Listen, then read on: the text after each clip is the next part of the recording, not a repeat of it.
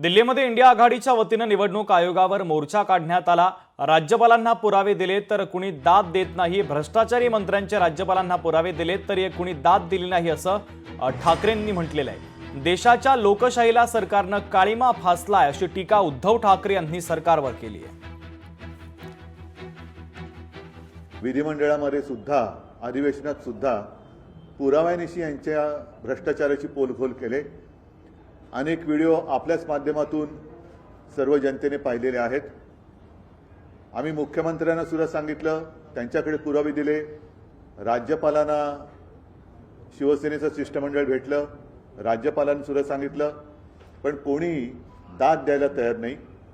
कारण या सरकारची भ्रष्टाचार ही अपरिहार्यता झालेली आहे। जो कोणी भ्रष्टाचारी असेल त्याला सोबत घेऊन राज्य चालवायचं आणि भ्रष्टाचारांना मुक्त रान द्यायचं, हा एककलमी कार्यक्रम या राज्य सरकारचा झालाय की काय अशी शंका येते। लोकशाही मराठी ऐका, पहा, जागरूक रहा।